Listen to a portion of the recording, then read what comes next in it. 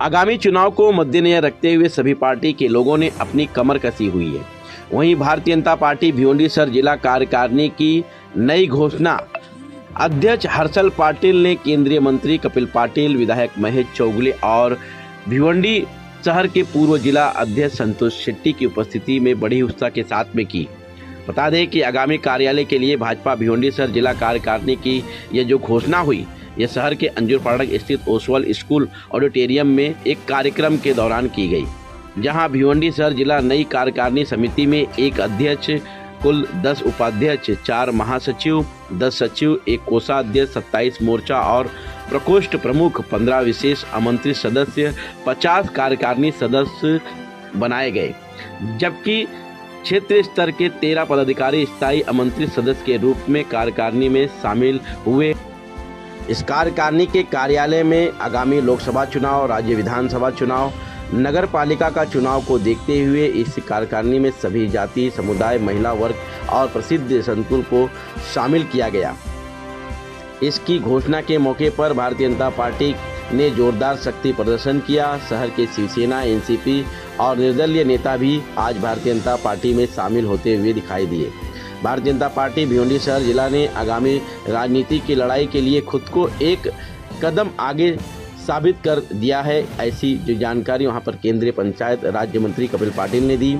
इस कार्यक्रम के मंच पर केंद्रीय पंचायत राज्य मंत्री कपिल पाटिल, भिवंडी पश्चिम के विधायक महेश चौगले, भाजपा भिवंडीसर जिला अध्यक्ष हर्षल पाटिल, पूर्व विधानसभा के अध्यक्ष संतोष शेट्टी, पश्चिम विधानसभा के अध्यक्ष श्याम अग्रवाल, पूर्व गट नेता व वरिष्ठ नगर सेवक नीलेश चौधरी, हनुमान चौधरी, यशवंत टावरे, पूर्व नगर सेवक सुमित पाटिल, युवा अध्यक्ष परेश चौगले उर्फ राजू, राजेश शेट्टी, मनोज ठाकुर, राजू गाजंगी, परवीन मिश्रा, भरत भाटी, कल्पना शर्मा, अन्य कई महिलाएं उपस्थित थीं। कार्यकारिणी घोषणा कार्यक्रम के आगे के जो पदाधिकारी वहां पर मौजूद थे, जिला प्रभारी सचिव सुरेखा थेतले, और आपको बता दें कि वहां पर प्रसिद्ध जयवंत, उनके साथ में ममता परमानी, रेखा पाटिल, नरेश कंजीगुल्ला, सुगंधा ताई टावरे के साथ में आपको बता दें कि भाजपा के कई पदाधिकारी कार्यकर्ता मौजूद थे।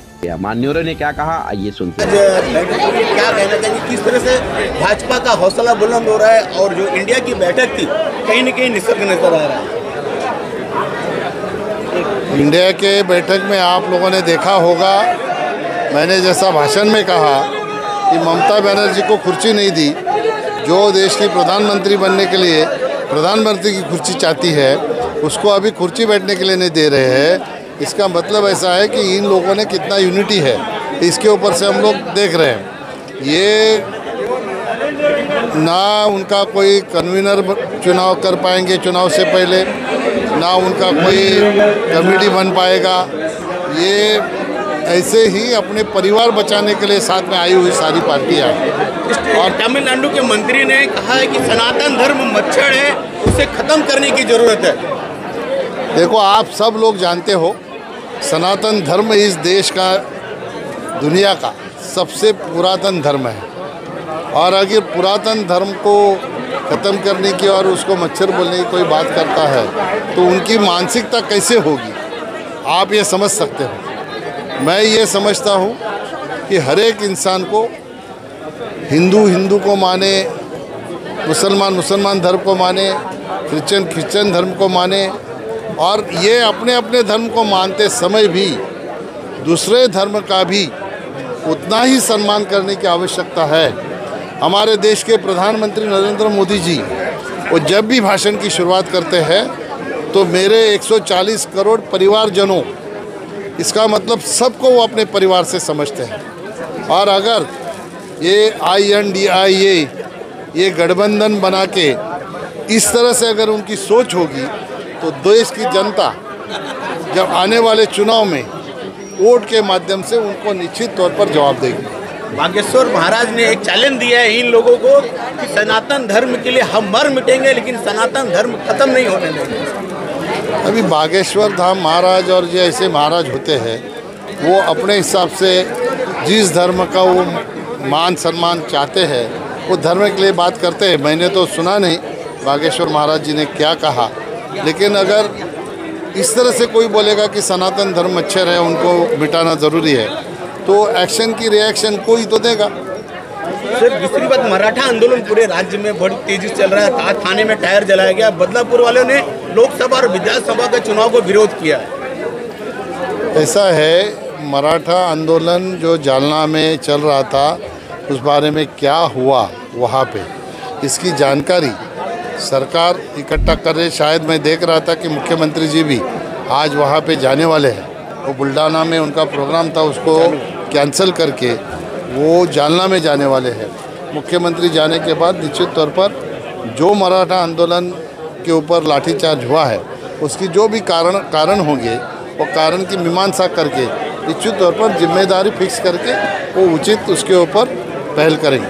बदलापुर के कार्यकर्ता नाराज है, उनको क्या संदेश देना चाहेंगे? आज ही उन्होंने 11 बजे आंदोलन किया है और कहा कि हम वोट नहीं करेंगे। देखो ऐसा है, इसका मतलब हम लोग ऐसा समझना कि जो कोई भी राजनेता वहाँ पे जाते हैं, हर एक आंदोलन को राजनीति से जोड़ के नहीं देखना चाहिए। मराठा समाज अपने न्याय हक के लिए जो लड़ाई लड़ रही है तो उसको राजनीति के चौकट में डाल के वो आंदोलन के लिए आंदोलन को कमज़ोर करने की कोई कोशिश ना करे। वो उनकी भावनाएं हैं। वो कई दिनों से, कई सालों से आरक्षण के लिए अपनी लड़ाई लड़ रहे हैं, तो उनको आरक्षण देने का काम भारतीय जनता पार्टी की जब सरकार थी, देवेंद्र जी मुख्यमंत्री थे, उन्होंने किया है। अभी किस वजह से कोर्ट में वो नहीं टिक पाया, उसके लिए अभी सरकार एकनाथ शिंदे जी के नेतृत्व में निश्चित तौर पर वो प्रयास कर रहे हैं। हमारे जो साथी हैं, जो लोकसभा विधानसभा के चुनाव को इसको जोड़ के उन्होंने जो वक्तव्य किया है, निश्चित तौर पर उनका भी राज्य सरकार के माध्यम से मराठा समाज के आरक्षण के लिए समाधानजनक उसके ऊपर मुख्यमंत्री कुछ ना कुछ उपाय योजना करेंगे। उप मुख्यमंत्री देवेंद्र जी भी उनके साथ है, अजीत दादा पवार भी उनके साथ है। ये तीनों मिलकर कोर्ट के माध्यम से इसका निश्चित तौर पर समाधान निकालेंगे। और हमारे जो साथी बोल रहे हैं हम लोग वोट नहीं करेंगे, वो खुद ब खुद आके निश्चित तौर पर वोट करेंगे। धन्यवाद सर। क्या कहेंगे आज यहाँ पे हर्षल पाटिल जी के नेतृत्व में जो नई कार्यकारिणी बनाई गई है, किस तरह की आपको अपेक्षाएं, उन लोगों से क्या कहना चाहेंगे? आज एक बहुत अच्छी कार्यकारिणी बनी है कि आने वाले इलेक्शन में ये सब दिल जानों से काम करेंगे और एक अच्छी टीम हर्षल भाई ने बनाई है। मैं उनको बहुत बहुत शुभकामनाएं देता हूँ। जो अध्यक्ष बनने के बाद एक अच्छा कार्यक्रम भी उन्होंने पहली बार रखा और अच्छे लोगों को, भिवंडी के एक एक चुन के व्यक्ति को जो सही में वो क्षेत्र में काम कर सकते, वो समाज में काम कर सकते, ऐसे लोगों को उन्होंने कार्यकारिणी में सदस्य बनाया है, उनको पदभार दिया है। तो वो पद का बहुत अच्छे तरह उपयोग करेंगे और भारतीय जनता पार्टी को आगे लेके जाने का काम वो करेंगे, ऐसी उनसे मेरी अपेक्षा है। और भारतीय जनता पार्टी की तरफ से आज मैं हर्षल पाटिल को ये कर रहा हूँ, गुजारिश कर रहा हूँ कि तुम ऐसा ही काम आगे करते रहो और पार्टी का नाम ऊंचा करते रहो और आपका भी उसमें नाम ऊंचा होगा, क्योंकि जब पार्टी बढ़ेगी तब हम सब बढ़ेंगे और आप भी बढ़ेंगे। क्योंकि गए टाइम जो अध्यक्ष थे उन्होंने अच्छा काम किया है। जो इससे पहले जितने जन थे, लेकिन भाई जी थे, संतोष शेट्टी साहब थे, अभी हर्षल जी को ये कमान सौंपी है, तो उससे अच्छा काम करेंगे ऐसी अपेक्षा हम सबको है और वो करेंगे, हमका विश्वास भी हमारा है। और एक बार फिर उनको अभी नए अध्यक्ष पद की बहुत बहुत शुभकामनाएं। जिन लोगों को पद दी गई है, जिम्मेदारी दी गई है, वो किस तरह के निर्देश देना चाहिए? उनको जो आने वाले इलेक्शन है, फिर एक बार अपने को नरेंद्र मोदी जी को चुना के लाना है, भारत को और मजबूत करना है। इसके लिए तुमको जी जान से काम करना पड़ेगा, क्योंकि ये सिर्फ नाम के लिए पद नहीं दिया, एक समाज के लिए, देश के लिए काम करने के लिए पद दिया। तो और एक अच्छा लगता है क्या हर्षल पाटिल जी ने उनको पद दे के एक आदमी को चुन के दिया है। तो कोई भी ऐसा आदमी नहीं जो वो काम नहीं करेगा और एकदम प्रामाणिक तरीके से काम करेगा। हमको वो सभी सदस्यों पे विश्वास है। क्या कहेंगे जिस तरह से आज लोगों को जिम्मेदारियां दी गई है आगामी चुनाव को मद्देनजर रखते, थोड़ा जानकारी देंगे आज क्या पदें बांटे गई हैं और मंत्री जी यहाँ पर? हमारे जिला कार्यकारिणी के 90 सदस्य रहते, उसके अलावा 27 हमारे प्रकोष्ठ है और हमारे 7 है हमारा मोर्चा है। तो सभी जितने भी पद जिला की कार्यकारिणी में है, पूरे सभी का हमने नियुक्ति आज की है। यहाँ पे सभी भिवंडी के सभी एरिया से सभी पूर्व पश्चिम उत्तर मंडल, सभी मंडल से सभी जाति धर्म सभी के जो भी लोग हैं सभी को ये कार्यकारिणी में शामिल किया है और ऐसी पूरी परिपक्व ऐसी कार्यकारिणी हमने यहाँ पे की है। आने वाले अगले साल में जो इलेक्शंस है, लोकसभा इलेक्शन है, विधानसभा है, कॉरपोरेशन इलेक्शन है, ये इलेक्शन को भी नज़र में रखते हुए ये हमने पूरे भिवंडी में एक मैसेज जाए, सभी समाज, सभी जाति, सभी स्तर के लोगों को रिप्रेजेंटेशन मिले, डॉक्टर्स हो, वकील हो, बिजनेसमैन हो, सीए हो, सभी प्रोफेशनल जो लोग हैं इनको भी इसमें कार्यकारिणी में स्थान दिया है, इनकी भी नियुक्ति की है। तो हम एक अच्छा मैसेज देना चाहते हैं। भिवंडी भारतीय जनता पार्टी ये सेक्युलर पार्टी है, ये किसी जाति धर्म के लिए ऐसा काम नहीं करती, सभी जाति धर्म के लिए काम करती है। हम अंत्योदय जो हमारा है कि नीचे के आदमी तक, समाज के नीचे के आदमी तक जो भी पार्टी की जो हमारे सरकार की योजना है या जो पार्टी की योजना है उससे तक पहुंचनी चाहिए। इसके लिए ये नियुक्ति करते वक्त भी ये हमने नज़र में रखा है, ये ध्यान में रखा है कि नीचे के आदमी तक उसका कार्य, हमारे हर एक पदाधिकारी कार्यकर्ता जो भी है वो नीचे के आदमी तक उसकी वो सुविधा उसको उपलब्ध कर सके, ये नज़र में रखते हुए हमने ये कार्यकारिणी बनाई है। क्या कहेंगे? प्रथम तो मैं हमारे जिलाध्यक्ष हर्षल जी पाटिल इनका धन्यवाद देता हूँ कि उन्होंने एक कार्यकारिणी बनाई है, सभी कार्यकर्ताओं को न्याय देने का काम किया, हर समाज के, हर जाति के, हर धर्म के लोगों को साथ में लेके उन्होंने जो कार्यकारिणी बनाई है, प्रथम तो मैं हर्षल जी का धन्यवाद देता हूँ। और माननीय केंद्रीय मंत्री कपिल पटेल साहब हो, हमारे आमदार महेश चौगुले हो, हमारे संतोष जी शेट्टी हो, हमारे श्याम अग्रवाल और सभी नगर सेवकों की ताकत उनके साथ में है।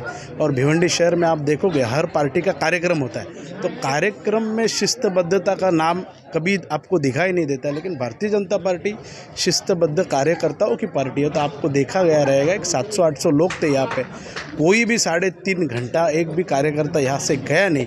और ख़ास करके मैं यहाँ जो आई थी महिलाएं, उनके साथ में छोटे छोटे बच्चे थे, वो भी एक भारतीय जनता पार्टी के साथ में जुड़े हुई महिलाएं थी, तो उनका भी धन्यवाद देता हूँ। सभी कार्यकर्ताओं का धन्यवाद देता हूँ, हर्षल पाटिल जी का धन्यवाद देता हूँ। सभी जिनको भी है उन्होंने जिम्मेदारी दी है, मैं बोलता हूँ पद ग्रहण नहीं और जवाबदारी है हर एक की, तो हर एक आदमी पार्टी बढ़ाने का काम करेगा। जैसे हर्षल जी ने बताया अंत्योदय तक, मतलब जो निचले स्तर पे, घर पे, हर घर मोदी जी का संदेश हम लोग देंगे, भारतीय जनता पार्टी के विचार सामान्य लोगों तक पहुंचाने का काम करेंगे। और उसमें हर्षल जी के नेतृत्व में पूरे भिवंडी शहर के खासदार हो, आमदार हो, सभी उनके नेतृत्व में काम करने की इच्छा रखेंगे, ऐसे मुझे लगता है। इन्होंने आपके ऊपर जिम्मेदारी दी है, किस तरह से कार्य करेंगे और क्या कहना चाहिए? पहले तो जय गणेश, जय माता दी।